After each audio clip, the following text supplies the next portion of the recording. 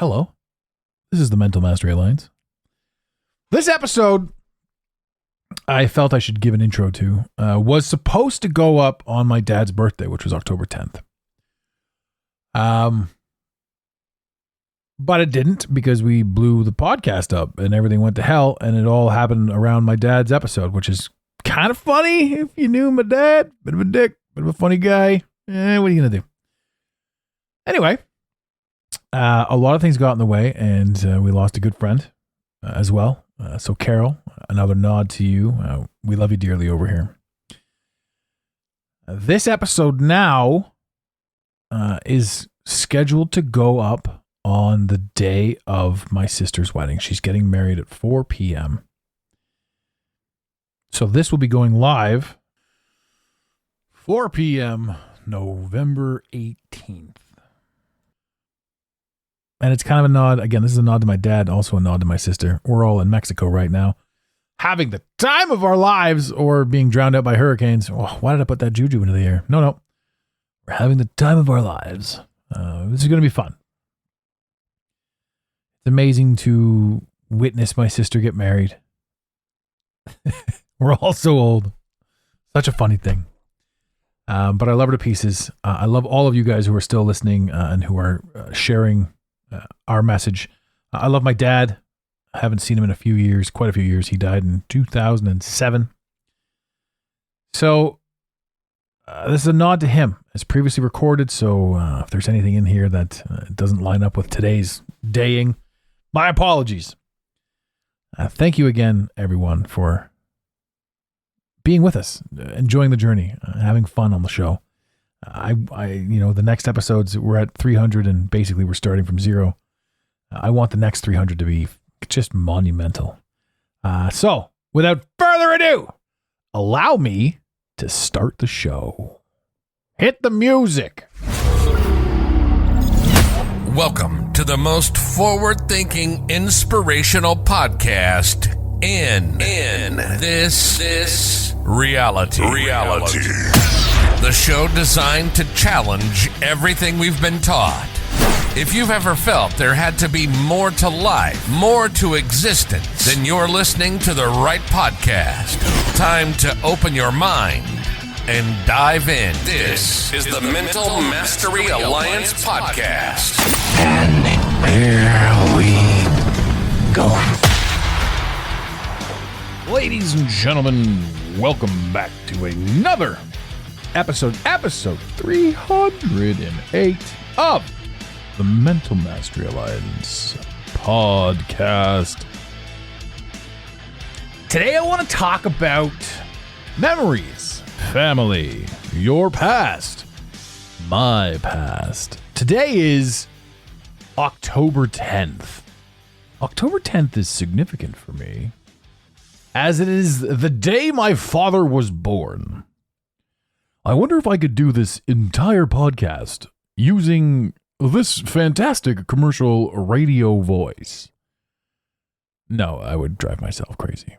And possibly you. But then again, it's a tough day. Is it a tough day? It was a tough day. My father passed away in 2007.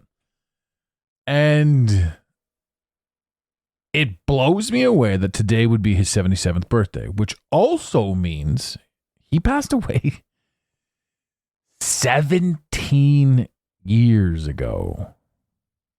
17 years.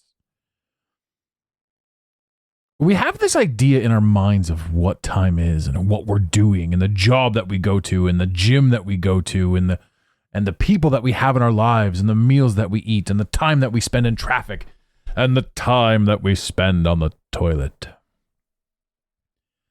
We have all these ideas in our head about what something is supposed to be. We live inside this mental construct that only exists inside our own heads. Whatever's going on inside my head is not what's going on inside your head. This I can assure you. But even if you had a twin brother or sister, inclusivity, or a twin they, them. Sorry, I take my pot shots. It's also nice to see that whole "we can't make fun of anybody" is like cannibalizing itself, because it's absolutely absurd. Anyone can make fun of anyone. Have a laugh. Don't take yourself so seriously. Don't get offended. If you're easily offended, you're easily controlled, easily manipulated. That's a damn shame. Imagine that. I'm so strong and determined. Nobody can trick me, and you better not screw up my pronouns. Oh, wait a tick, Basil. How much of my participation does your reality require? I don't know. But this goes back to what I'm saying. We all have this idea of what things should be, what our lives should be. But is it? I mean, short answer, no. Long answer, yes. Welcome to the paradoxical statement of life. It is simultaneous. It is Schrodinger's existence. What you're looking at is reality. Therefore, what you see and what you perceive is truth. Even if I see and perceive something completely different, which is where conflict and division come from. And people are pumping that up. There are a certain group of people pumping that up. Now, I'm not going to say, how do I put this? It's not a certain group of people. It's not like there's like a club and they get together and like, how can we stir the pot today? The more you dive into this, the more I dive into this, the more I understand, I guess, I don't even understand, but it's the more I can piece together situations and scenarios, the more I have a general comprehension. For me, of course, it's just my perception. I wouldn't even begin to suppose that maybe you believe the same thing I do. I wouldn't begin to suppose.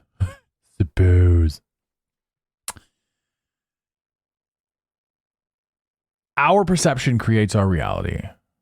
And then people will say things like, well, I'm sure the people over in Syria didn't want to perceive death and bombs. I don't know what to say to that. All I know is that I perceive something some way, and I know that whatever information I have is handed to me. So if I'm not firsthand experiencing it,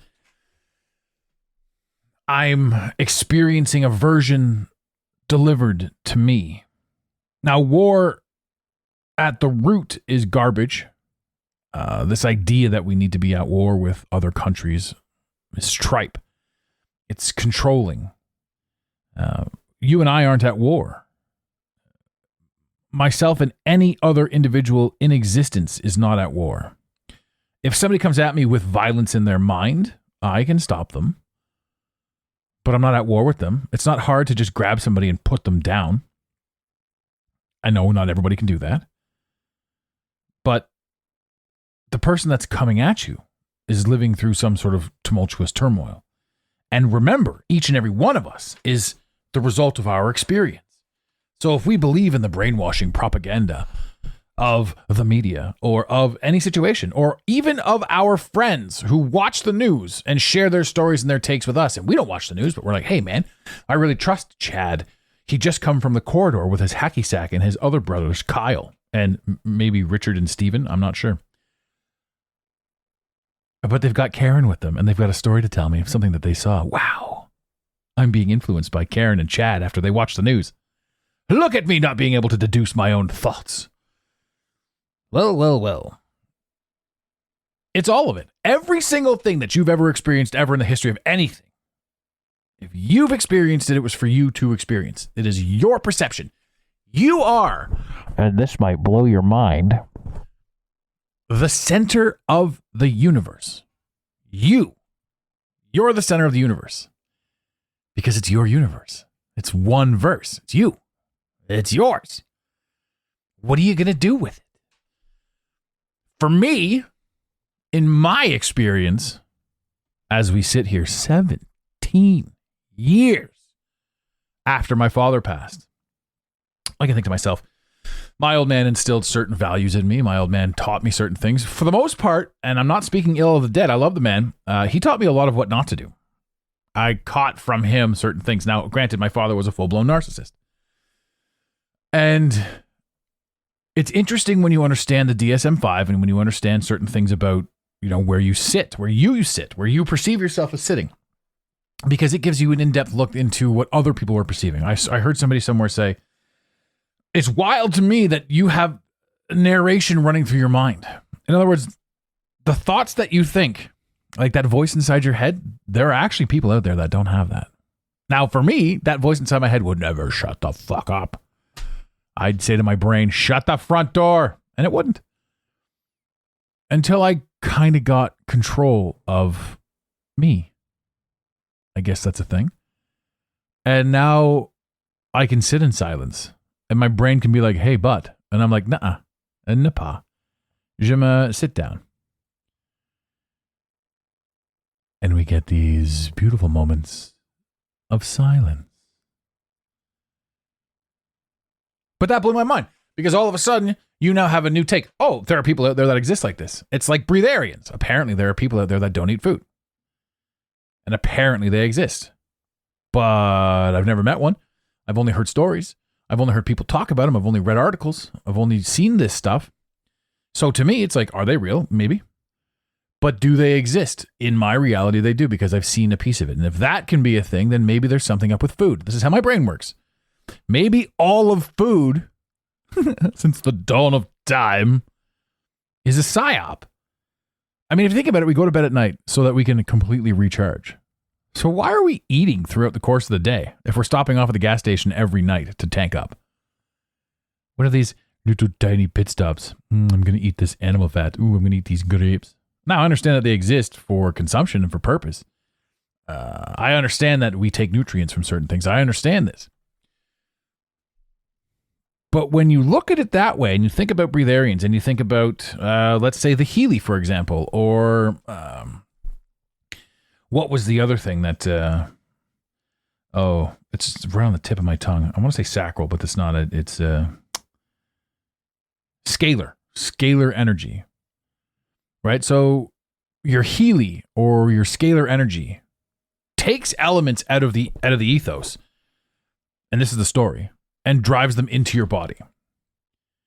So you need more vitamin B or whatever. It just takes it out of the ethos and drives it into your body.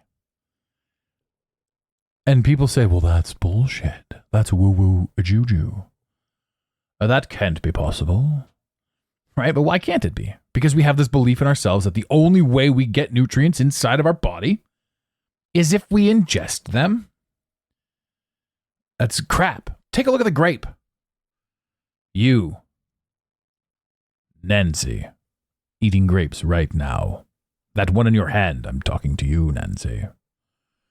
Take a look at it.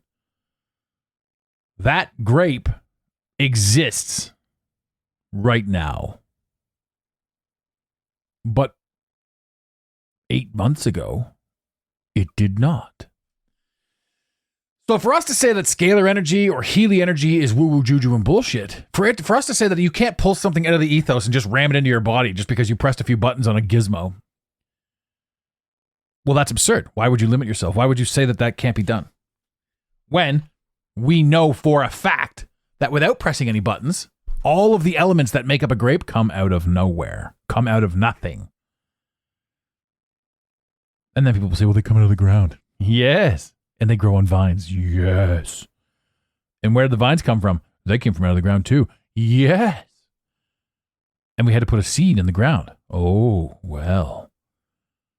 A seed that creates new seeds that can be planted by other things, that can recreate itself and repopulate itself out of nothing. Here's a grape seed that came from the grape that we just ate. This grape seed didn't exist 8 months ago, yet it's able to plant an entire tree and grow a whole new field of crops. But where did it come from? It came from nowhere. We've got this massive blockage inside of ourselves, inside of our minds, inside of our heads. And this is the shit that fucking limits us completely. Sorry, I'm passionate about this. Everything we fundamentally believe to be true is more than likely a giant pile of horse manure. But we believe it, so it becomes true. Why are you broke? Because you don't believe you deserve more. Why are you ultra rich but miserable? Because you found out that money wasn't the thing that brought happiness. Why are you ultra rich, ultra happy, and dying young? Because you believed that the other shoe was supposed to drop and that this can't be the thing. It doesn't matter what it is. It doesn't matter where you stand. It doesn't matter what we do in life. Our brains and our programming tell us certain things.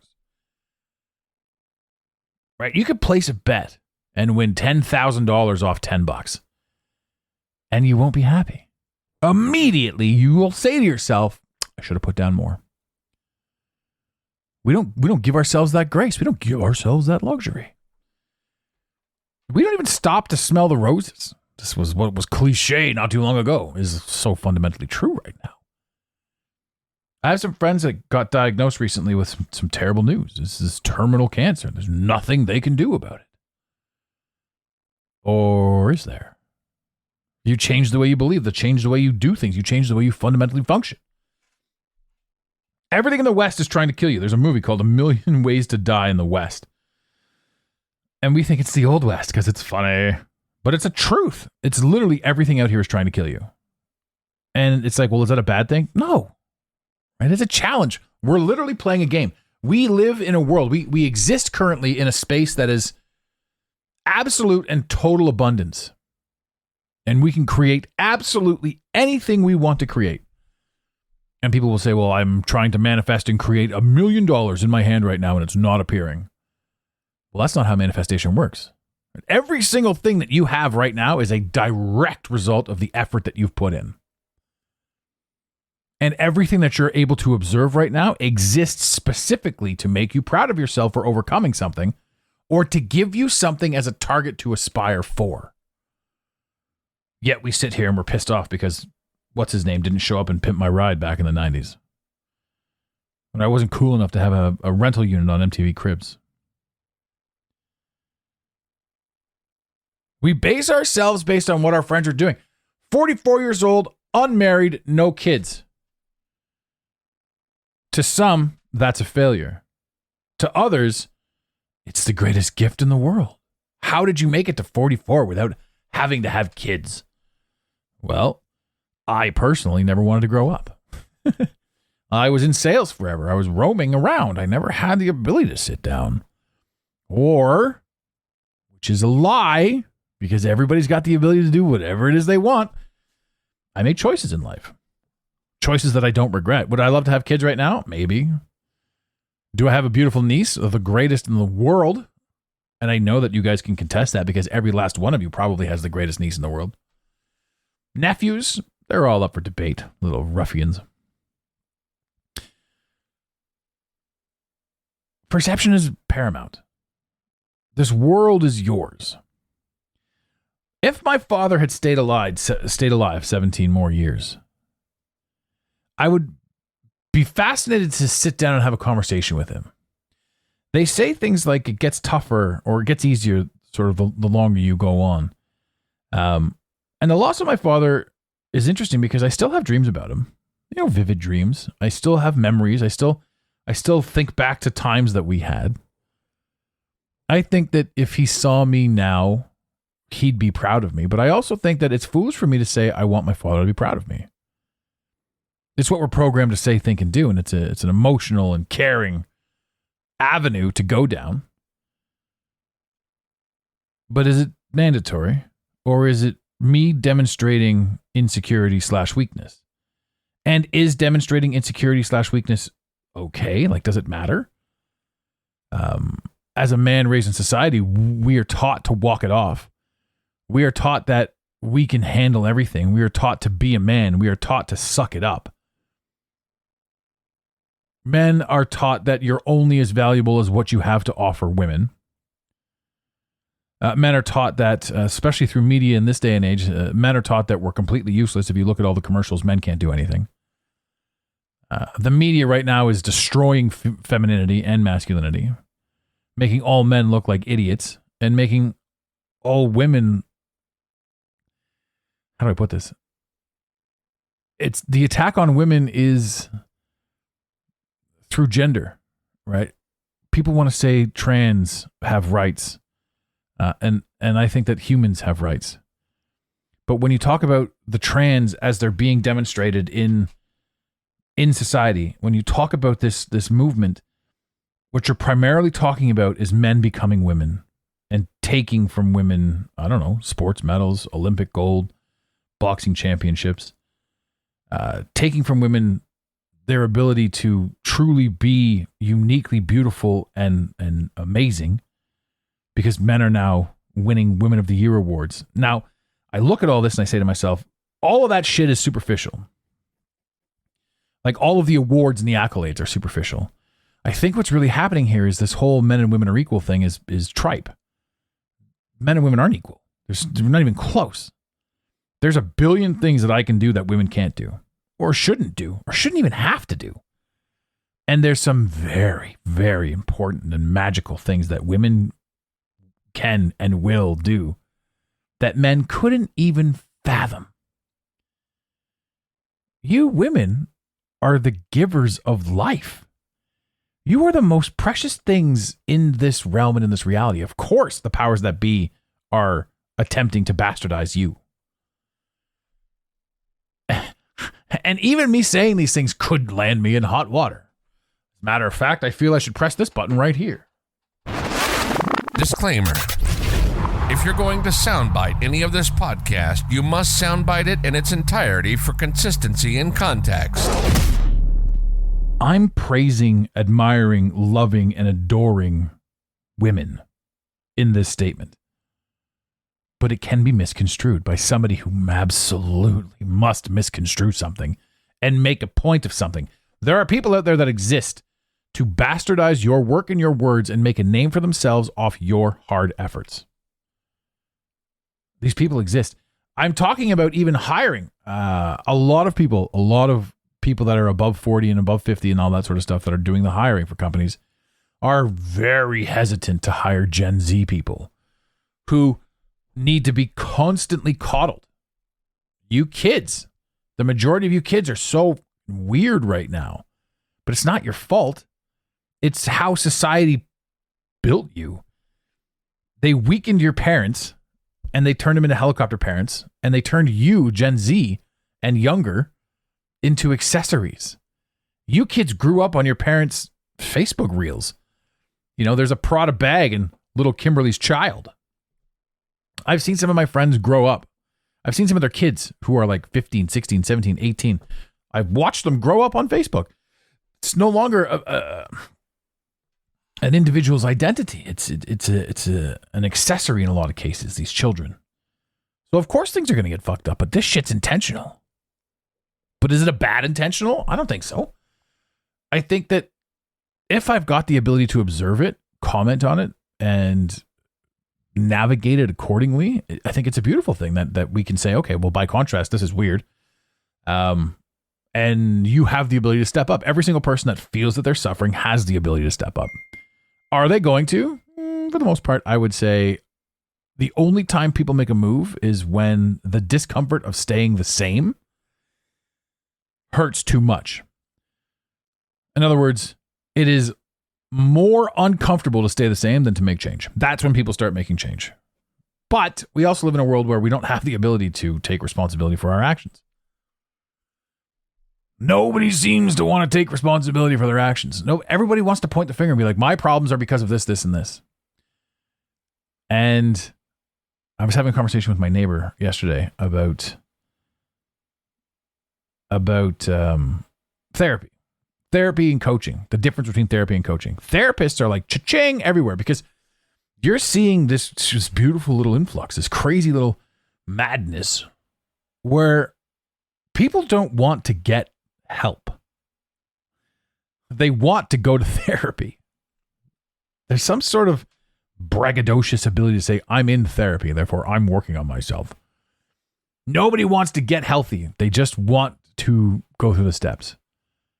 And that's the difference between coaching and therapy. A coach is here to get you to where you need to be.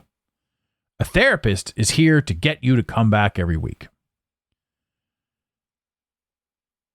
Both are mandatory. Both are absolutely needed because both types of people, you can't have one without the other. You can't have a thriving core without contrast or comparison, without somebody being upset about it. You can't have something to aspire to if you don't see anybody above you. You can't have something to feel good about if you don't see anybody below you. Now, as I've said that, I don't mean that there are people below you and there are people above you. And I'm not talking about people. I'm talking about the ability to observe your position. And what I mean by that is everything is energetic. I've talked about your brain a lot and the thoughts that we have. Oh, our perceptions. The truth is, your brain isn't creating a single thought. All of these words that have come out of my mouth right now are not my thoughts. They're a frequency that I'm tapped into, an understanding, a comprehension. My brain is the radio, the box itself. It doesn't create the music. It tunes into a frequency. And my mouth broadcasts it to all of your earballs. I say all these things, and I say them in love and in memory of my father, who was a weird dude and who I wasn't fully able to accept and appreciate when he was alive. Because I wasn't the man I am today, and I'm not the man I'm becoming in the future. Would I have done things differently with my father? No. Do I miss my father? What's the answer to that? I mean, there's a piece of my heart that goes with the man who was there from day one. But our perceptions on all of these things are our own. You know, we can say things like, oh, I miss my dad, I would have done things differently. Yet your mom is still alive. And what are you doing with her? You're fucking fighting with her. Every single person has this very same mother-daughter dynamic. The mother-son dynamic is fascinating as well. That's a whole other podcast topic. I mean, I've come across some pretty crazy stuff on the mother-son dynamic and how it impacts men, which I'll probably actually dive into shortly because I should actually start taking notes. This is the birth of the next episode right here, ladies and gentlemen. Or one of the next episodes, anyhow. I'm blown away and fascinated that 17 years has gone by. I'm blown away and fascinated that my ability to perceive what's happening is altering as it's happening. I'd love to have my dad on the podcast, but I have a lot of father figures out there that can share wealth of knowledge and information. My father passed away and Google rose up. So instead of asking my dad all kinds of questions, I ask the Google. And the Google gives me all kinds of convoluted answers. Mostly propaganda. But at the same time, anything my dad could have given me was just dad propaganda. Dadaganda. What was that other meme? I'd like to take a propaganda at them. What? At they, them. I love that everything has the opportunity to be everything. I love that we sit here in October, one of the most beautiful months in the entire year. I love that as of this very moment in time, no matter what situation you're in, the world is wide open to you to do whatever it is that you want to do as long as you're willing to step fucking into it. This world will force you to step into it. Until then, you're going to hum and haw and roll around and gripe. But when it's your time to step up, it is magical. Ladies and gentlemen, if you have any desire to have a book written about you, an autobiography, we are flying with these. These are becoming great. Having a lot of fun writing them, having a lot of fun getting to know the clients who are stepping into these. They're a beautiful calling card, better than a business card if you are a realtor, if you're starting a business, if you are a coach, if you're a mentor, basically in any field. You know, here's my book. Here's a piece of what I'm all about, and here's what I've lived through. So these are the stories that I'm going to be applying to helping you. I love this world. If you have any questions, if you want to have your voice heard, reach out to us. 647-338-1265. On iMessage, that's free. Text, call, leave a voicemail. This has been... Was it a tribute episode to my dad? Maybe. But it was more of a tribute episode to perception and potential and how I choose to see the world and how you choose to see the world and how the world chooses to be seen. Is this place beautiful? 100%.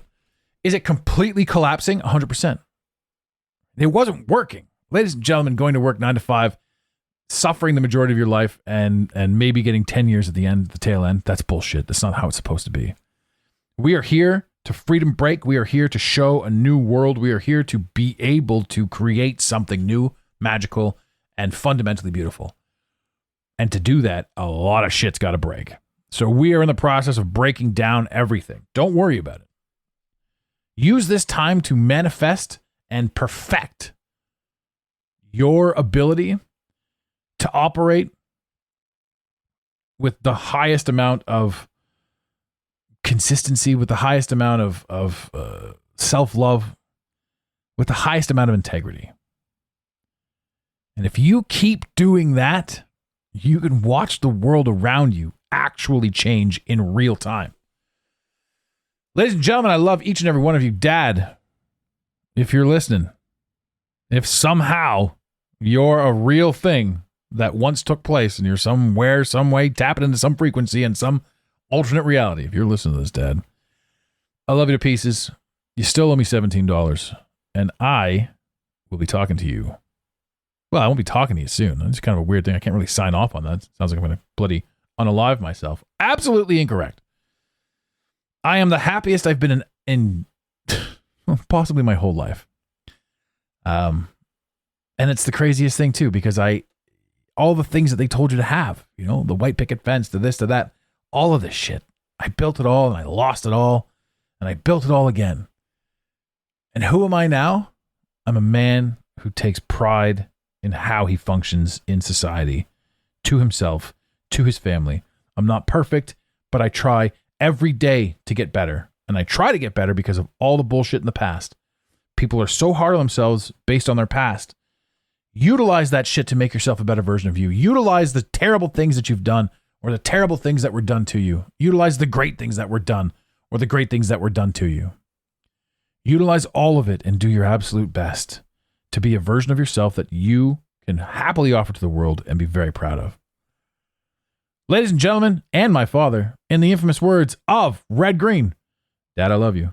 Keep your stick on the ice. We really hope you enjoyed this episode of the Mental Mastery Alliance podcast. Stay connected with us directly through the mentalmasteryalliance.com. You can also join the discussion on Instagram at instagram.com/the Mental Mastery Alliance. Let the team know you're listening by using the hashtag TMMA or tagging us at the Mental Mastery Alliance. To have your voice heard on the show, leave a voicemail or send a text to 647-338-1265. Long distance charges may apply.